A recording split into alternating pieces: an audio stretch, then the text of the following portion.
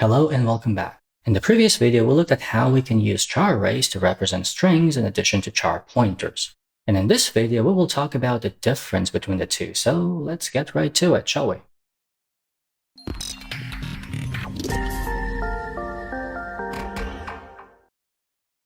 First of all, let's create a new C file in VS Code. Declare a char pointer and assign it a string literal. Now let's declare a char array and assign it another string literal. And if we now print both,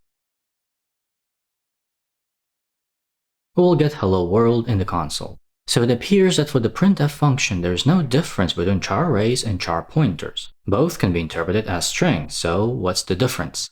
To demonstrate the difference to the variable s, let's assign s2. Now what do you think will happen if we run this code? Did you put your money on world? If you did, you win. Now what does this mean? Well, it means that an array can be treated as a pointer, and that's basically why, for the printf function, there is no difference between the two. Now let's try doing the other way around. Let's assign s to s2. Did you bet on world? If you did, you're not in luck this time. We get an error, which means that a pointer cannot be treated as an array. So what's the deal here? Well, first of all, the word array can refer to two different things. One is the actual data, meaning a char array is a bunch of characters. Each character is data. The other thing the word array can refer to as an array variable.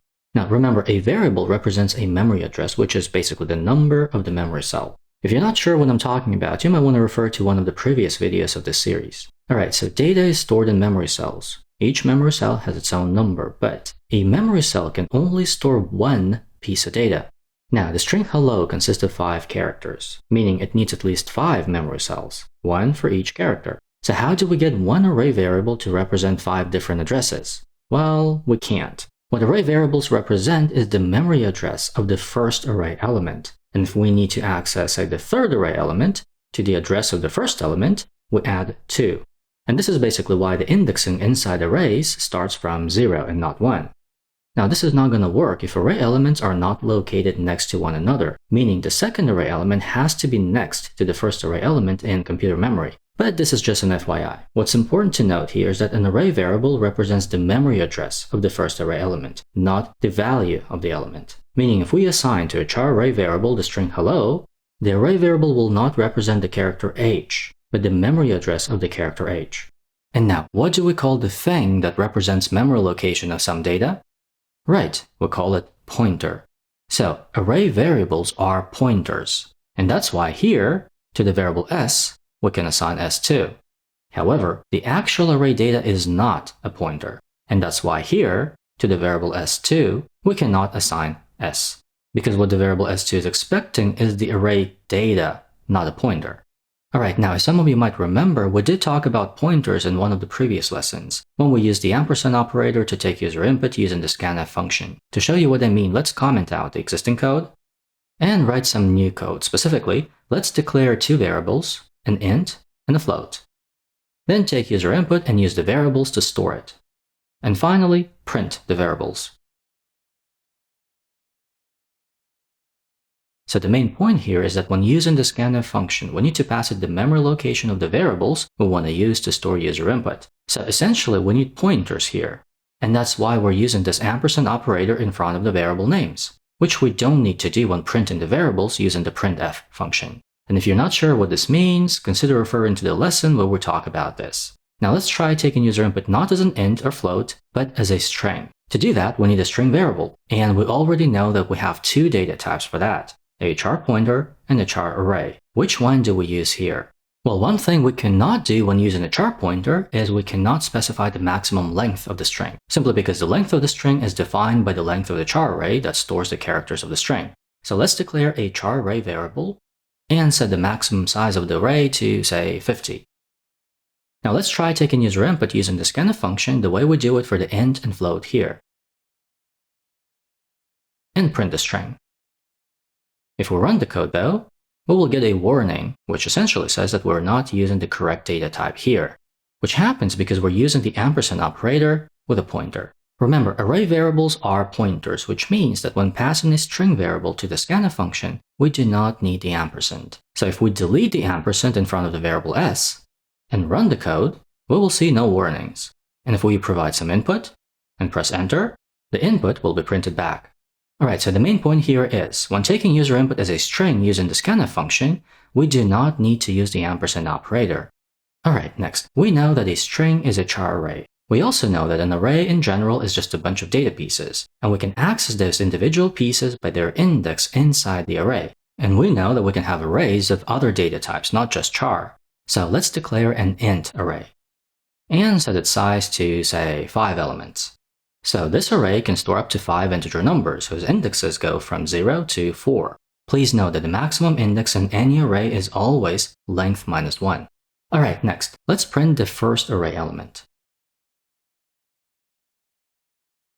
To get some number, which is odd since we haven't assigned any data to our array, let's try printing the element at index 1 to get a different number.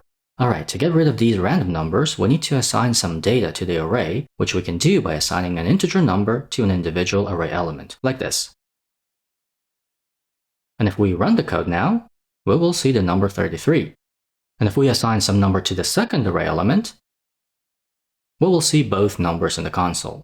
Now, assigning array elements individually is a bit tedious, so instead we can assign data to multiple array elements all at once. To do that, let's assign to the array variable a pair of curly brackets. And inside the brackets, we can now list the values that we want to be stored in the array, separated by a comma like this. And if we now run the code, we'll see the first 2 numbers. Now let's print all 5 array elements like this. So what we see here is that the 3 numbers that we specified here inside the curly brackets get assigned to the first 3 spots in the array, while the remaining 2 elements are set to 0, not to some random numbers as it was before. Now let's try to print the element at index 5. To get a warning that we're trying to access an element outside the array bounds. Yet nonetheless, we do see the value of that element here. And if we try to access the element at index, say, 7, we'll get another random number.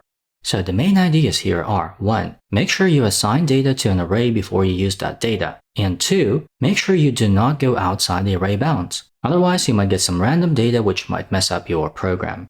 Now, this way of creating arrays works for any array, meaning if I want a float array, I can do something like this. And this works for char arrays as well. And since this is a pretty tedious way to create char arrays, in C we can use string literals to fill a char array. Also, if you assign data to an array, you do not have to indicate the maximum size of the array, in which case the size of the array will be equal to the number of elements inside the curly brackets. Now the main point here is you can have arrays of any data type, and while char arrays are somewhat special, they're still arrays. Another important thing that I would like to emphasize here is that all array variables, not just char array variables, are pointers, meaning we can assign an int array to an int pointer, and a float array to a float pointer. Just like with char arrays, we can use other arrays with a scanf function without the ampersand operator. However, unlike char arrays, we cannot print the entire array using the printf function. If you use a non-char array with a scanf function, the user input will be stored at index 0. So to access user input and print it, we need to specify the array index.